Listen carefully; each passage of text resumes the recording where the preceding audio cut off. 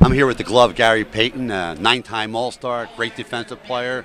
Gary, how you doing today? I'm doing great. And how are you? I'm doing fantastic. Good. It's always nice to sit next to a real pro and comes and playing basketball out of Oregon State. You come. Yeah, that's right. You explode on the scene with the Seattle SuperSonics. They're no longer the SuperSonics, they're the Thunder now. What do you think about that? Leaving Seattle, the Sonics, now they're at the Thunder. How do you feel about that? Well, I feel terrible for the city, but, as you think about it, it's all a business. People do things for a reason, and that was a reason that it happened. The owner that we had at the time that let it get away, he wasn't really a dedicated owner. He let it slip away from him and do that to their city. Now what's the biggest plus is that just a week ago we have got approved to go and build an arena. So now we can go to the NBA, and the NBA, that's what they've been waiting for. So I hope David Stern gives the A-OK that we can go and try to pursue a team that wants to sell or anything and bring the Seattle SuperSonics back. Well, and they can keep the name of SuperSonics because they Yes. use the Thunder, almost like Right. Cleveland, the Browns, the Colts, and all like that. Right. I know that you were starving for a championship, and you tried to play with the Lakers and got hurt that year with Karl Malone also. I think you went to the Heat after that trying to win a championship and all. How was that championship feeling to you, knowing that you really wanted one bad? How did you feel when you finally won that championship? Well, that was the only thing that eluded me at the time. I had did a lot of things in my career. That was the only one thing. And you know how people come in and say, hey, this guy was only going to be great if he has a championship. It's really not true.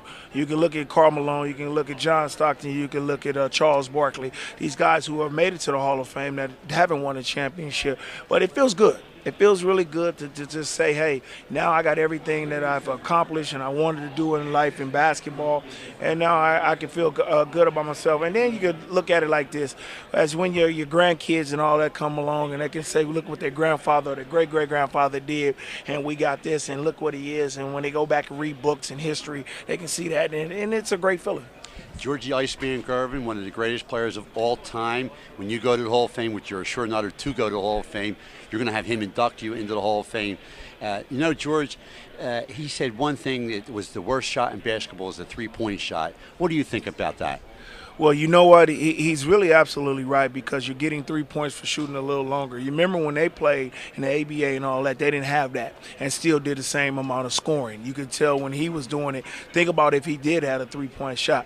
The three-point shot now is just like when Jerry West, you remember when he threw up the half-court shot and it could have been a three, it would have won the game. Right. That's a two. So that's just giving somebody a bonus. When the ball goes through the basket, it should only be 2 points, right? Yeah. You can't get a three-point shot if you hit one free throw or nothing like that. You got to shoot to 1, 2, 3. It's all 1 point. So it's a good thing that he said, because it's just giving you a bonus because you're moving out more. So why not go after half court? Give us 5 points. Why not, if you go and take it out on the other end of the other thing, give us 10 points? It's just the same thing, and I think that they all should be the same, and it's make everybody fight a little harder. I wanted to ask you, basketball, a couple great players, highlight fields like a Dominique Wilkins, Kobe Bryant, LeBron James, Michael Jordan, and my guy, Dr. J. Now, out of all those guys, and they're all fantastic ball players, where do you rate Dr. J among those guys? You know what? I'm gonna rate Dr. J among the top 10 that ever play basketball in the NBA, ever. You know what I'm saying? And people always try to put these younger guys in front. You got the Jerry West's, the Bill Russells, the Will Chamberlains, the Kareem Abdul-Jabbars, the Dr. J's, the Larry Birds, the Magic Johnsons, the Michael Jordans. These guys are great basketball players. Even Wes Unseld and all that, the Bob Laniers. You got a lot of Oscar Robertson, Walt Frazier. You know what I'm saying? You got. Interrupt you for a second. How great was Walt Frazier? He never gets any comments about Walt Frazier. Walt Frazier was probably one of the greatest basketball point guards of all time. He had that triple-double against the Lakers when Willis Reed come out and Jack Twyman said, here comes Willis. And but it was Walt Frazier who really, really did it. Yeah, he had 35, 13, and 12. There you go. And people don't understand that. They don't look at basketball like that like I do. I look at basketball in that aspect, what great players were, and that's what great players. Dave the Busher. You haven't seen all them guys.